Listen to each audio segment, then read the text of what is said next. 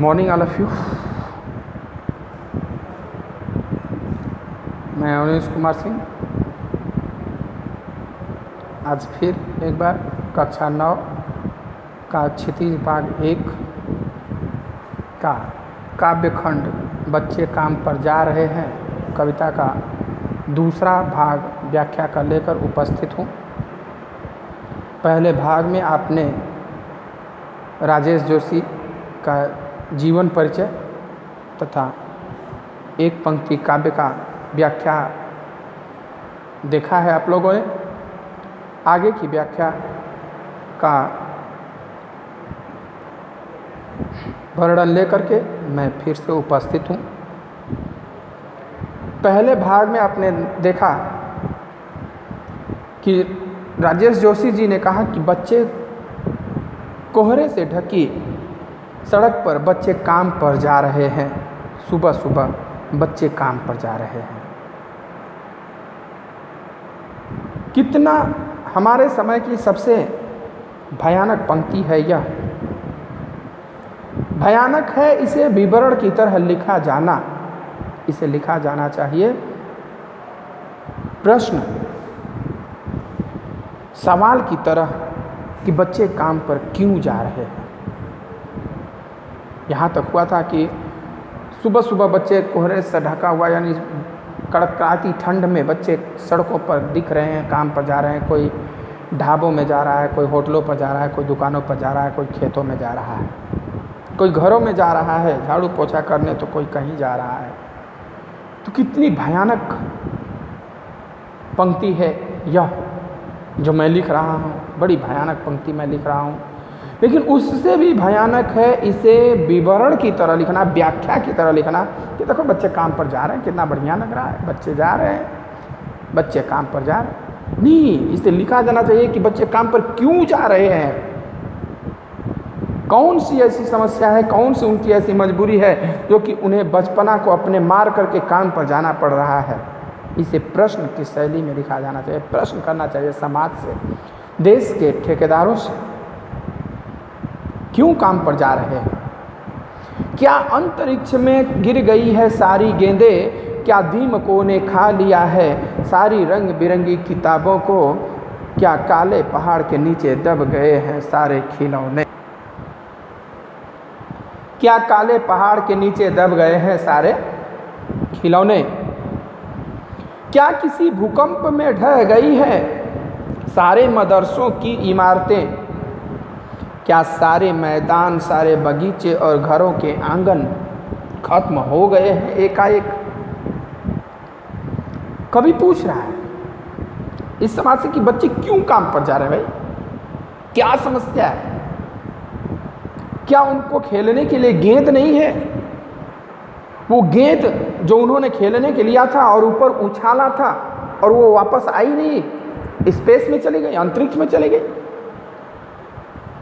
यानी जितनी भी गेंदें फेंक रहे हैं सब अंतरिक्ष में चली जा रही है, वापस नहीं आ रही है। या दीमक खा गए उनके किताबों को, जितनी भी किताबें बनी थी उसको दीमक चाट गए। किताबें है ही नहीं पढ़ने के लिए तो पढ़ेंगे क्या, गेंद है नहीं खेलने के लिए तो खेलेंगे क्या।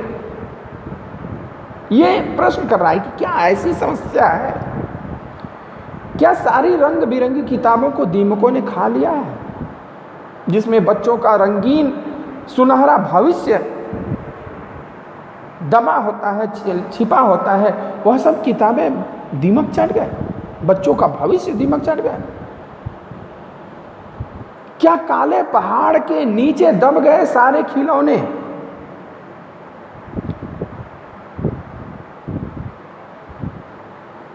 काले पहाड़, पहाड़ तो वैसे ही होता है भाई, काला पहाड़ मतलब कि सबसे दुष्कर, कठिनतम, भयंकरतम, भयंकर समस्या। उसमें उनकी सारे खिलौने दब गए पहाड़ के नीचे। कुछ खेलने के लिए नहीं है, कुछ पढ़ने के लिए नहीं है।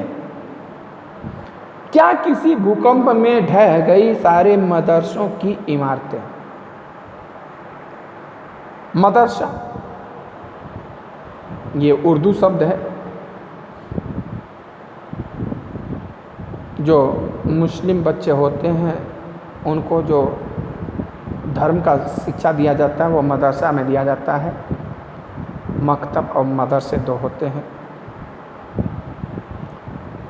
मदरसा में बच्चे जाते हैं और खूब सर हिला हिला करके वहाँ पढ़ते हैं, यानी स्कूल। मदरसा का अर्थ है स्कूल, पाठशाला। उर्दू स्कूल को ही मदरसा बोला जाता है, लेकिन यहाँ पे मदरसा सब पूरे स्कूल से लिया गया है। तो कहा गया कि भूकंप में सारे विद्यालय ढह गए, जितने बिल्डिंगें थे, इमारतें यानी बिल्डिंग, ये भी उर्दू शब्दावली है। मदरसा भी उर्दू शब्दावली, इमारत भी उर्दू शब्दावली। तो कह रहे क्या भूकंप में सभी इमारतें यानी बिल्डिंग ढह गए? क्या सारे मैदान, सारे बगीचे और घरों के आंगन खत्म हो गए एकाएक? यानी जो बच्चों को खेलने के लिए मैदान है, फील्ड है, बगीचे हैं, घर के आंगन है जिसमें बच्चा खेलता है बचपने में, वो सब एकाएक अचानक खत्म हो गए। अचानक एकाएक। क्या बात है कि बच्चे काम पर जा रहे हैं? क्यों काम पर जा रहे हैं? क्या उनकी सारी खेलने की गेंदें अंतरिक्ष में चली गई? सारे रंग बिरंगी किताबें दीमक चाट गए? मदरसे का स्कूल भूकंप में ढह गया? मदरसा का इमारत भूकंप में ढह गया? उनके सारे खिलौने काले पहाड़ के नीचे दब गए? या खेलने के मैदान, बगीचे, घर आंगन सब एकाएक खत्म हो गया? क्या समस्या है? क्यों बच्चे काम पर जा रहे हैं? यह प्रश्न कर रहा है कवि। इसका भी संदर्भ उसी तरह से कि प्रस्तुत काव्यांश हमारी पाठ्य पुस्तक क्षितिज भाग 1 के बच्चे काम पर जा रहे हैं नामक शीर्षक से लिया गया। देखिए, जो शीर्षक अर्थात जो पाठ का नाम होता है उसको शीर्षक बोलते हैं, और पाठ के नाम को, किसी लेसन के नाम को हमेशा इन्वर्टेड कामा में, सिंगल इन्वर्टेड कामा में लिखा जाता है। ये ध्यान दीजिएगा आप लोग। जो शीर्षक होता है, शीर्षक यानी कि पाठ का जो नाम होता है, उसको हमेशा किस में लिखा जाता है? सिंगल इन्वर्टेड कामा में लिखा जाता है। बच्चे काम पर जा रहे हैं शीर्षक से लिया गया है, जिसके रचयिता राजेश जोशी हैं। उसके बाद प्रसंग आता है। प्रसंग यानी कि इस कविता का मूल भाव क्या है, कवि क्या बताना चाहता है। तो कवि इस काव्यांश में बच्चों के भविष्य पर प्रश्न करते हुए कहता है कि क्या सारी सुविधाएं समाप्त हो गई हैं? सारी सुविधाओं के ऊपर प्रश्न करते हुए यहाँ किया गया है, वर्णन किया गया है। फिर उसके बाद हेडिंग डालते हैं प्रसंग, व्याख्या, और व्याख्या में जो काव्य का भाव है उसको लिखते हैं। अब यहाँ प्रश्न उठता है कि कवि बच्चों का बचपन कैसा चाहता है। कवि चाहता है कि बच्चों से उनका बचपन न छीना जाए, बच्चे पढ़ लिख कर सुयोग्य तथा खेल कूद कर स्वस्थ नागरिक बने। इसके लिए वह चाहता है कि बच्चों का बचपन खेल खिलौनों से भरपूर, रंग बिरंगी किताबों से युक्त हो। फिर बच्चों को काम पर जाते देख कवि दुखी है, पर समाज के लोग नहीं। ऐसा क्यों? कवि तो दुखी है, लेकिन समाज के लोग, जन सामान्य देख रहा है, लेकिन उसे कोई फर्क नहीं पड़ रहा है। तो कवि कह रहा है कि ऐसा क्यों? कवि संवेदनशील है, सहृदय व्यक्ति है, इसलिए वो बच्चों को काम पर जाते देख आहत है। इसके विपरीत समाज के ही कुछ लोग बच्चों से काम करवाते हैं, वे स्वयं मोटा मुनाफा कमाते हैं। वे ऐसी परिस्थितियां पैदा करते हैं कि बच्चे काम पर जाने को विवश हों। ऐसे लोग दुखी नहीं होते। फिर क्या रंग बिरंगी किताबों को दीमकों ने खा लिया के माध्यम से कवि क्या कहना चाहता है? इस माध्यम से कवि कहना चाहता है कि बच्चों की पुस्तकें नष्ट हो गई हैं। ये प्रश्न करता है। जो ये विद्यालय न जा कर के काम पर जा रहे हैं, यदि पुस्तकें सलामत हो तो बच्चे काम पर क्यों जाएं? बच्चों को विद्यालय जाना चाहिए, काम पर नहीं जाना चाहिए। यह प्रश्न उठता है। अगला पंक्ति है कि फिर तो बचा ही क्या है इस दुनिया में, यदि ये सारी चीज़ें खत्म हो गई, उनकी गेंद अंतरिक्ष में चली गई, किताबें दीमक खा गए, मदरसे भूकंप में ढह गए, सारे खिलौने पहाड़ के नीचे दब गए, घर आंगन खेल के मैदान सब खत्म हो गए एकाएक, तो फिर बचा क्या है इस धरती पे भाई, जहाँ न बच्चों के खेलने के लिए मैदान है, न पढ़ने के लिए स्कूल है, न पुस्तकें हैं, तो फिर इस संसार में उस दिन बचेगा नहीं जिस दिन ये सारी चीज़ें खत्म हो जाएगी। तो कहा फिर बचा ही क्या है, कितना भयानक होता अगर ऐसा होता। कह रहा कितना भयानक होता कि अगर ये होता कि सब खत्म हो गया होता, गेंद नहीं होती, किताबें नहीं होती, स्कूल नहीं होते, घर आंगन खेलने के लिए नहीं होते, तब सोचो कितना भयानक होता। लेकिन भयानक है, लेकिन इससे भी ज़्यादा यह कि ये सारी चीज़ें हस्ब मामूल हैं। हस्ब मामूल मीन्स यथावत, हस्ब मामूल मीन्स यथावत, पहले जैसा मौजूद हैं। हस्ब मामूल पहले जैसा मजबूत, यानी यथावत जैसा था पहले वैसे ही अब भी है यह। पर दुनिया की हजारों सड़कों से गुजरते हुए बच्चे, बहुत छोटे छोटे बच्चे काम पर जा रहे हैं। सबसे भयानक ये है कि ये सारी चीज़ें होते हुए भी बच्चे क्या कर रहे हैं, काम पर जा रहे हैं। ये सारी चीज़ें मौजूद हैं, यानी गेंद भी मौजूद है, किताबें भी मौजूद है, खेलने के सामान भी मौजूद है, खेलने के मैदान भी मौजूद हैं, स्कूल भी मौजूद है, उसके बावजूद भी बच्चे काम पर जा रहे हैं। सरकार ने इतनी व्यवस्थाएं कर रखी है, सरकार इतनी सुविधाएं दे रही है बच्चों को पढ़ने के लिए, लेकिन बच्चे पढ़ नहीं पा रहे हैं, काम पर जा रहे हैं। क्या दिक्कत है? सरकार ने बाल श्रमिक कानून बनाया है, जिसमें अगर 18 साल से कम बच्चों को अगर आप काम पर रखते हैं तो उस ओनर को, उस मालिक को, उस कंपनी को दंड दिया जाएगा। खास तौर से 14 साल से कम बच्चे को तो आप रख ही नहीं सकते एकदम किसी भी हालत में। 14 साल से ऊपर है तो अपना माता पिता की मर्जी, उस पर सिग्नेचर होना चाहिए तो आप रख सकते हैं, लेकिन 14 साल से अगर कम है तो आप माता पिता भी उसको काम पर नहीं भेज सकते, ये जान लीजिए। माता पिता भी उसको काम पर भेजेंगे तो वो खुद दंडित किए जाएंगे। सरकार ने बाल कानून, लेकिन वही पहले वीडियो में हमने आपको बताया कि बच्चे काम पर क्यों जाते हैं, लोग काम पर उनको क्यों रखते हैं, क्योंकि एक वयस्क जो मजदूर का जो मजदूरी है वो ज़्यादा है और एक बाल मजदूर का मजदूरी कम है। काम उतना ही करता है, ये काम उतना ही करता है, उससे उतना ही काम लिया जाता है, अलबत्ता उससे अधिक काम लिया जाएगा क्योंकि ये विरोध नहीं करेगा, परंतु मजदूरी उससे कम, बहुत कम, उससे आधा से भी कम दिया जाएगा। इसलिए लोग बाल मजदूर अपने घरों में झाड़ू पोछा बर्तन करने के लिए रखते हैं, खेतों में काम करने के लिए रखते हैं, पशुओं को खिलाने पिलाने के लिए रखते हैं, होटलों ढाबों पर रखते हैं। आप बच्चों को अनेक जगहों देख सकते हैं बच्चों को काम करते हुए।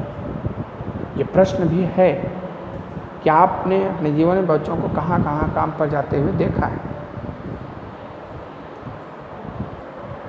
इसका भी व्याख्या वैसे ही यहाँ प्रश्न उठता है कि कितना भयानक होता अगर ऐसा होता, का आशय स्पष्ट कीजिए। और जैसे आशय स्पष्ट कीजिए आ गया तो प्रस्तुत पंक्ति हमारी, पहले संदर्भ लिखेंगे कि प्रस्तुत पंक्ति हमारी पाठ्य पुस्तक क्षितिज भाग 1 के बच्चे काम पर जा रहे हैं नामक शीर्षक से लिया गया है, जिसके रचयिता राजेश जोशी जी हैं। इसमें बच्चों के भविष्य को, यानी कि उनकी सुविधाओं को लेकर के चिंतित दिखाई देते कहते हैं कि, अब उसके बाद हेडिंग डालेंगे व्याख्या, कि बच्चों के लिए उपलब्ध सुविधाएं वास्तव में नष्ट हो गई होती, जैसे गेंदें खो जाती, किताबें दीमक चढ़ जाते, विद्यालय पार्क बगीचे समाप्त हो जाते, तो स्थिति भयावह होती। फिर भी दुनिया में सुंदर कहलाने लायक बचता ही क्या।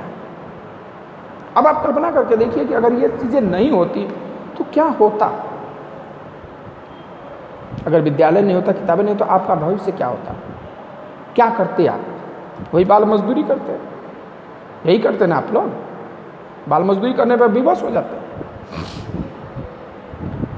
वाक्यांश के आधार पर कवि की वेदना स्पष्ट कीजिए। वेदना यानी पीड़ा, दुख। कवि की वेदना यह है कि बच्चों को काम करना पड़ रहा है। वह चाहता है कि मासूम बच्चों से उनका बचपन न छीने, बच्चे पढ़े लिखे, योग्य और समाजोपयोगी नागरिक बने। बच्चों की उम्र काम करने की नहीं, चिंता मुक्त रहकर खेलने और कूदने की है सारी चीज़ें। हज़मामूल का अर्थ स्पष्ट कीजिए। यहाँ किस लिए प्रयुक्त हुआ है? हाँ, सारी चीज़ें हज़मामूल का अर्थ है सभी चीज़ों का पहले जैसी स्थिति में रहना, यथावत बने रहना, उनमें कोई परिवर्तन न आना। यहाँ यह बच्चों के खिलौनों, पुस्तकों तथा खेल के मैदान आदि के लिए प्रस्तुत किया गया है। यह प्रश्न बन सकता है इसमें, कवि स्थिति को अधिक भयावह क्यों कह रहा है? भयानक स्थिति कब उत्पन्न हो जाती है? बाल मजदूरी की समस्या विश्व भर में फैली है। यह भाव किस पंक्ति में व्यक्त हुआ है? किस पंक्ति में? कि पर दुनिया की हजारों सड़कों पर गुजरते हुए बच्चे, बहुत छोटे छोटे बच्चे काम पर जा रहे हैं, वहाँ कहा गया। कभी बच्चों का हित ऐसी लगता है कैसे? हज़मामूल शब्द का अर्थ स्पष्ट कीजिए इत्यादि प्रश्न बन सकते हैं। तो ये आपका व्याख्या रहा इस कविता का। 2 भागों में आपका व्याख्या स्पष्ट हुआ।